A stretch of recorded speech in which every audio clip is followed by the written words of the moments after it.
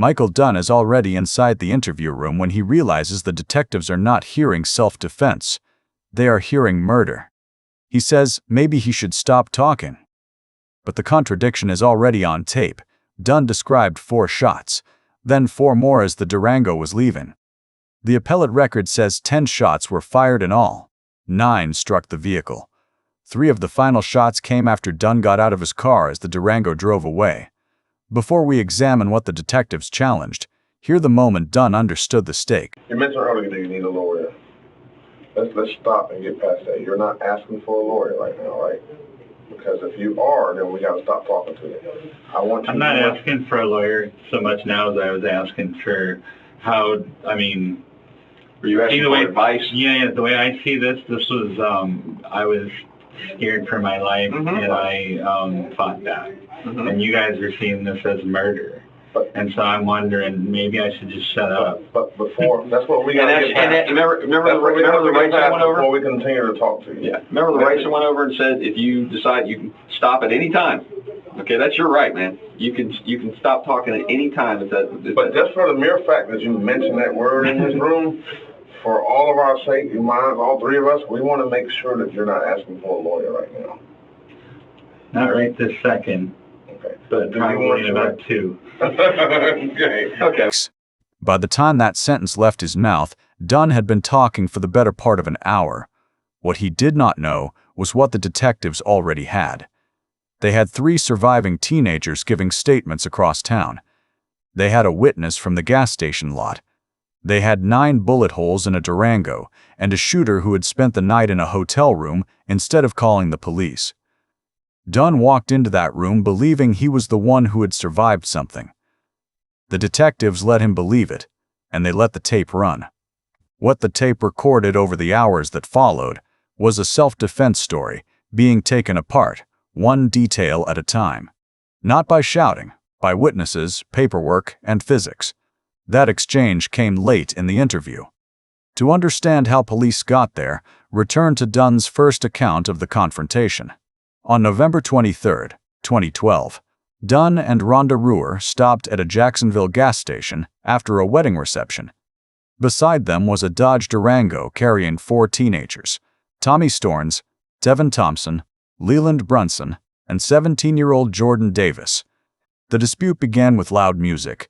Dunn told detectives he asked for it to be lowered and believed the exchange was initially polite. This is his account, not an established fact. Okay. Just kind of walk me through kind of what happened at that point.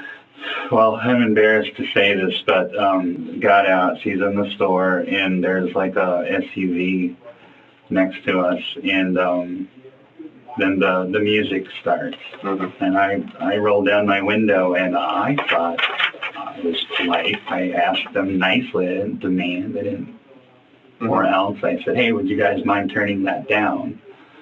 And they shut it off. I was like, thank you.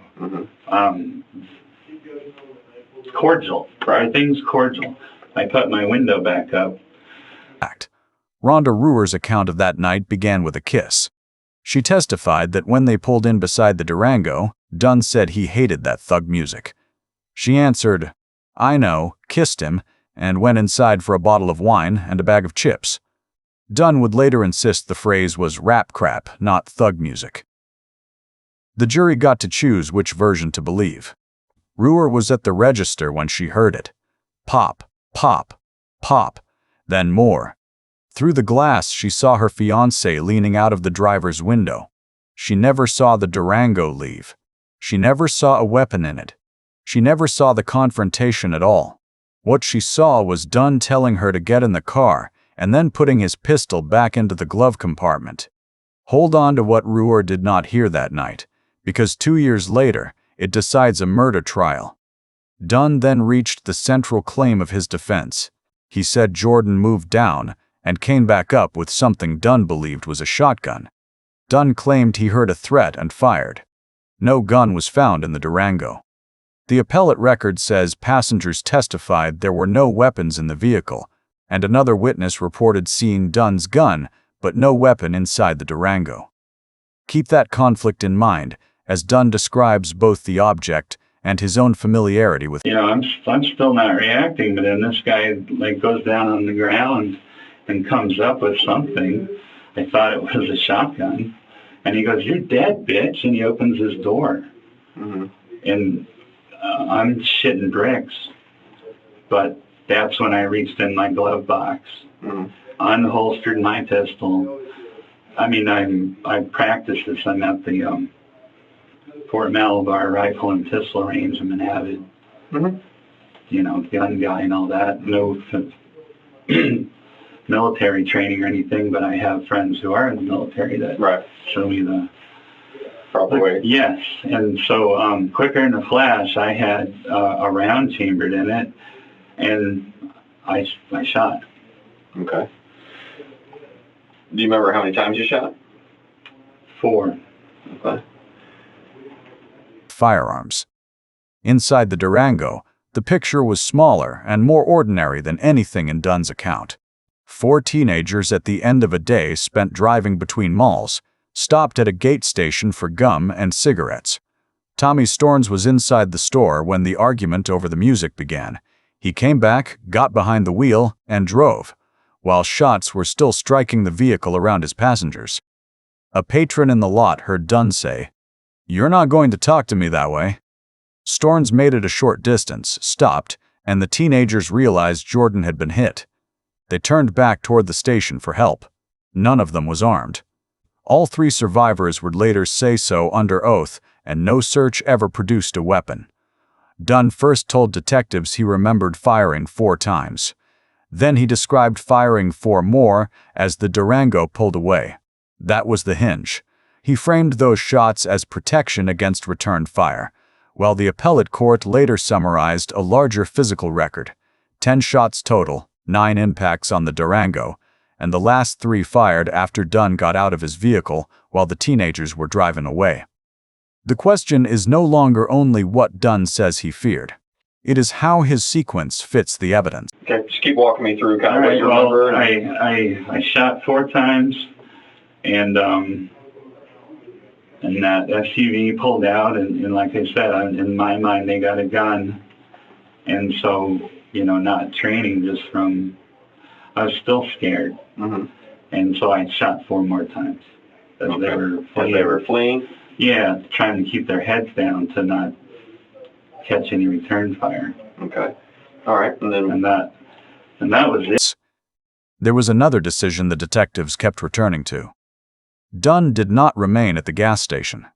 The appellate opinion says he returned to his hotel, learned from television news that Jordan Davis had been fatally shot, and drove back toward Brevard County the next morning before his arrest. Dunn acknowledged that he should not have left. The detective answered with the practical problem. Police had a dead 17-year-old in a vehicle and a shooter who had disappeared. But the bare word "left" does not capture what that night at the hotel actually looked like, and it became one of the most quoted facts of the case. Dunn and Ruhr drove back to their room. They ordered a pizza. Dunn mixed drinks. He walked the new puppy. Dunn later said he did not realize anyone had been hit. Prosecutors answered with the arithmetic. He had just fired 10 rounds into an occupied vehicle and made no call of any kind to find out what those rounds had done. Neither Dunn nor Ruhr dialed 911 that night. Not from the gas station, not from the hotel, and not the next morning. Ruhr learned that Jordan Davis was dead the same way the rest of Jacksonville did, from a television news report. She insisted they go home, and so a man who said he had just survived an armed ambush drove quietly back to Satellite Beach, while behind him, a homicide unit worked a crime scene he had never reported. The problem, I can tell you, where we start to kind of get a little wondering is by the time you say you get to your hotel room, you're calling to order pizza. Why aren't you calling us? I wanted to come back to my hometown to do that, and our dog and everybody were where they needed to be. I didn't want to bring a shitstorm down on them in Jacksonville. Okay. Well, I mean, it wouldn't, they haven't, I mean, they're not anything to be worried about. She hasn't. True.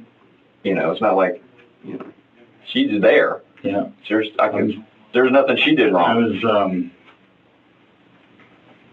you know, I shouldn't even left the scene, Mm-hmm. but I left the scene because I was still afraid for. Okay, and I can live with that. Okay, I can live with that. You don't necessarily want to hang around right where the shooting happened because you don't know if these guys are coming back. I'm good with or that. if there are more. You know, but once you leave and you are away from that scene, and you've even gotten to a hotel room and inside your hotel room at that point, you know, now it makes me wonder, you know, because if you make a phone call, one, we find out, you know, a lot quicker what's going on. Okay. The reason he and I haven't been to sleep since sometime yesterday is because we're trying to figure out, all we know is we got a dead kid in a car, okay, and we got a guy who shot and hauled ass. That's all we know. You see? Then the detectives tested the shotgun claim directly. The room changes. Dunn's wording narrowed. He said he saw what might have been a barrel or a stick. He did not say he had seen a complete firearm. That distinction matters because the jury later rejected self-defense, and the appellate court held that the state presented sufficient evidence inconsistent with Dunn's theory. Listen to how the certainty changes when the detective asks what Dunn actually saw. When you began to shoot, can you honestly tell us that you ever saw a gun inside that vehicle? I saw a barrel come up on the window, like a single shot shotgun where there's a barrel.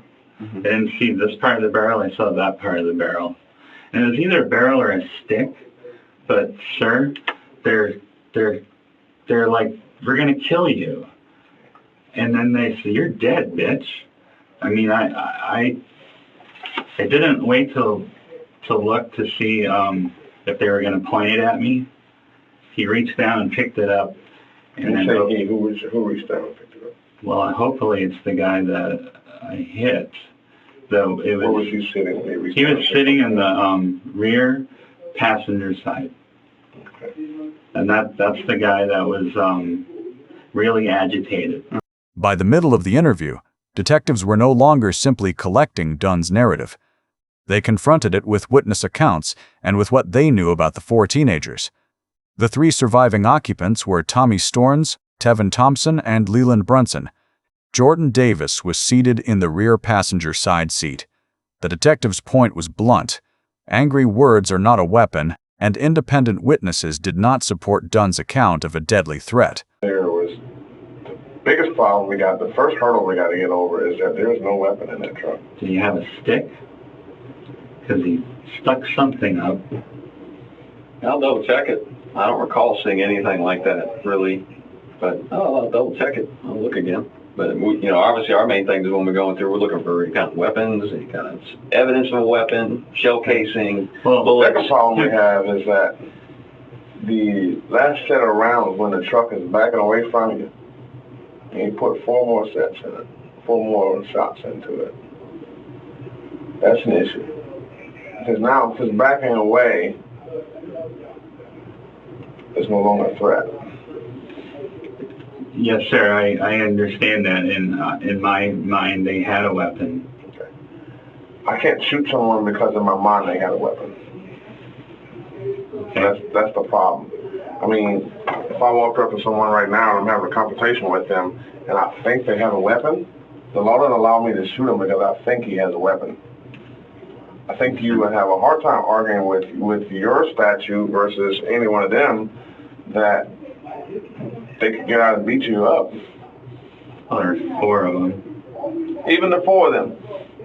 I think you would have a hard time arguing that the 4 of them could have done anything to you. Yes, sir. Let me ask you this: when you pulled your gun out? Say you're sitting in your driver's seat like that, straight ahead. How did you shoot? Did you shoot one-handed? Did you shoot two-handed? Two-handed, like two-handed, like this. You come across your body. Okay, and you shoot the first. What you said, 4 shots is what you remember, and then they start backing out. Do you continue to shoot through the window, or do you reposition yourself? I don't recall, but I do remember getting out of my car and taking, getting sideways. Mm-hmm. And I was, waiting for the wink, or But once again, all this is... okay. Once again, if you think they have something, think they have a shotgun. They have a shotgun. You think they have a shotgun. Are you going to get out of your car so they can get a good aim on you? Make any sense? Well, at the time, I was doing everything on adrenaline and no... But I'm just saying that we're trained to, if we think something is there, to get out of the way. To get out of the way. Cover or concealment. So you're telling me that you thought they had a shotgun, but you got out of your car so that they would get a good aim at you, is what you're telling me. Well, I thought maybe they would shoot at the car and I wouldn't be in it. But so your car's not shooting at them. You are. Why would they shoot at your car? Shadow, they can't. So, honestly, sir, I'm at a loss to justify what I did on the second volley, right, other than to say I thought they were going to be shooting back, and I was keeping them from doing that. The detective reduced the confrontation to a behavioral choice. Dunn went from 0 to 100 without reaching 50. Dunn continued to say he feared for his life. But fear was not the only evidence the jury would consider. They would hear testimony that Jordan did not threaten Dunn, that no weapon was in the Durango, and that shots continued as the vehicle left. The interview preserves the gap between Dunn's internal claim and the external record. We're not talking about a violent kid here. He has no track record. There are guys in Jacksonville who I'd go, okay, I believe that, because they got track records. This kid ain't got no track record. The kid sitting next to him doesn't have a track record. The kid sitting in front of him doesn't have a track record. None of them do. The driver's got a little bit. Stole a car when he was younger. That's it. These aren't violent guys. They pull up so the driver can run in and buy cigarettes. It's the only reason they're even there. They just got back from going to the mall. That's it. So I have a hard time buying how I can totally see him talking shit to you. I can see that. But to take it to a level that he's threatening to end your life when he can't. There's no way he can. He doesn't have anything. I didn't know that. I know. That's all the reason that you're not knowing that is all the reason why you took your next step too far. Yeah, the problem is you went from 0 to 100 without ever getting to 50. I have a guy very irate saying he wants me dead. Well, if the other guys aren't corroborating, I'm sorry, but and understand too, there's people in the parking lot that can hear what's going on too. Not one of them. We have what's called independent witnesses. Yeah, not associated. I understand. I wasn't sure. Later, the detectives used photographs from inside the Durango to ask Dunn to identify the object he said he saw. They told him they would not show graphic images. Dunn again described something rising near the open window. Then the detective explained the method. Investigators had to compare his account with physical evidence and with every other witness. Dunn's fear claim would be recorded. It would not be accepted by itself. Give me a break real quick. I want to check my photographs and see if I can find what that is you're talking about. So I can show you and see if you can remember what it is that you think you saw him with. Okay? Because I got some photographs from him in the car. I want to see if that's good with you. If we can try to figure out what it is you saw. So at least we're not guessing. Okay? Fair enough. I mean, I'm asking you, man. I'm not real good with gore. Oh, no. I'm not showing you any pictures like that. I'm not showing you any pictures like that. No. I'm just simply showing you things that are in the truck. No gore, no nothing like that. Okay, I don't do that. I'm not going to throw pictures of guys, the victim in front of you. It's not my style. Okay, I'm not here for that. But you're telling me you see something in the back. I'm just trying to see if I can figure out what it is you saw. What I saw came up on, like, where his windows down, come up like this. Okay. Maybe sticking up like that. And their window's taller than mine. I can't see They're a little above the barrel. But it was something he picked up off the floor and set there. However, and then he's getting out. Okay. Well, look, let me find it. And then that way we can clear up exactly what it is. So that way we're not guessing what I'm talking about. Deep in the tape, the pressure turned direct. The detectives had given Dunn hours to shape his own account. Then they put it to him plainly. No shotgun had been found. Dunn held to what he believed he saw. The detectives held to what could be photographed, bagged, and logged. It is the oldest collision in an interview room. Memory against inventory. And the tape preserved every second of it. Watch what Dunn does in the long silences. He fills them. He circles back to the music, to the threat he says he heard, to the kind of person he believes himself to be. The detectives rarely interrupt. They do not need to. Every fresh telling is another version on the record, and every version will be laid beside the last one in front of a jury. An interview room is one of the few places on earth where talking more can only cost you. To be That was, well, no, not even somebody who's dead. Let's say nobody even gets hit. You think you overreacted? What if you just hit the car a bunch of times and they drove off with a bunch of bullet holes in their car? sir, from where I was sitting, a shotgun was coming up at me. And so, I don't want to sound like an asshole, but if it happened again tomorrow where a shotgun was coming up, I think I would do the same. I hope I would And you know what, not be Mr. afraid Dunn? to do the same. If there was a shotgun coming up at you, we would expect you to do what you did. The problem that we have is that there is no shotgun. That's the bridge that we got to get across. You keep dwelling on the shotgun as if there was one at the scene.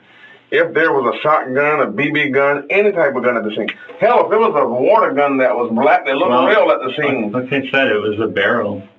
It could have been just a stick, but I mean, it was. Could it have been your imagination? Well, no. I mean, anything's possible, I guess. Fair to the record, the investigation itself was not spotless, and at trial, the defense made sure every juror knew it. Detective Mark Musser acknowledged on the stand that the parking lot next to the gate station was not searched the night of the shooting. It was searched 4 days later, after Dunn's lawyers raised self-defense, a delay the defense used to argue a gun could have been carried off in the meantime. The teenager's first statements to police were not videotaped, and the station's own recordings, which turned out to include audio of that night, were gone by the time investigators realized what they might have held. Turns out the strongest answer to those gaps was not a detective's word. It was the surviving teenagers themselves, testifying one by one, and a physical record that never moved. 10 shots, 9 hits, and 3 of them fired at a vehicle that was driving away. I feel really bad about the boys in the truck. You guys, I really do. If I could, and let me, I'll let you in just from doing our investigation. We are so lucky. Really, there should be 3 of those 4 should have been hit. 3 of those 4. You could have 3 dead guys right now. Okay. Luckily for the guy in the front seat, his door stopped the bullets. They entered the door, but they didn't go all the way in because the front door's got bullet holes in it. Okay. And there's another one you shot when you were doing the suppression fire, basically, to keep their heads down as they're driving away. You put one in the back of the car. There's several shots directly into the rear of the truck. And one of them comes zinging in through the back and goes right up and hits the sun visor where the driver is as he's driving out. Didn't miss his noggin by much. So we could very easily have 3 victims at this point. Luckily, those guys didn't get hit in any way, shape, but they're all fine. Dunn also described what he believed he was risking: a beach home, a job, a relationship, friends, and a new puppy. The ordinary detail is revealing because it sits beside an irreversible act. He denied being angry. The jury would ultimately reject the defense account. Jordan Davis, 17 years old, did not return home. The surviving teens carried the event into court as witnesses and victims of the shots fired toward their vehicle. Okay, I take what you're telling me, but I also have to go with what the physical evidence of the scene tells me and what other people tell me, because they interpret things differently also. Okay. Earlier you said that, the last thing you needed right now is to get in trouble. With what's going on with your life that... Oh no, my life is great. That's great. What I'm got a place on the beach. I got a great job. I got a great girl. Mm-hmm. We just got a little puppy. I mean, I've got great friends. Okay. I have everything to look forward to. Mm-hmm. And there's nothing. There was nothing that would make me want to jeopardize that. Okay. There's no reason to want to even attempt to jeopardize what I have. Okay. Were you angry last night when all this happened? Not at all. To understand why this trial drew cameras from across the country, look at the calendar. Jordan Davis was killed in November 2012. The same year, 17-year-old Trayvon Martin was shot in Sanford, Florida, about 2 hours down the road. That case had put Florida's Stand Your Ground law on front pages around the world, and the same state attorney's office, Angela Corey's, handled both prosecutions. So when word spread that another Florida man was claiming self-defense after killing another unarmed black 17-year-old, the country was already primed to watch. Commentators called it the loud music trial. Legal analysts debated what Florida's self-defense statutes actually required of a shooter, and where the burden truly sat. 2 cases, 2 dead teenagers, 1 law under the microscope, and this time, there was an interrogation tape. By the time Dunn reached a courtroom in February 2014, the case was no longer a local story. A middle-aged white software developer who had fired on a car full of black teenagers over loud music now sat at the center of a national argument. State Attorney Angela Corey prosecuted the case personally. Cameras carried the trial live around the country. And the question everyone was watching for was the one the interrogation tape had framed. 14 months earlier, would 12 jurors believe in a shotgun that no one ever found? They could not agree. On February 15, 2014, the jury convicted Dunn of 3 counts of attempted murder for the shots fired at Tommy Storns, Tevin Thompson, and Leland Brunson. On the murder of Jordan Davis, the jury deadlocked, and the judge declared a mistrial on that single count. Understand the shape of that verdict.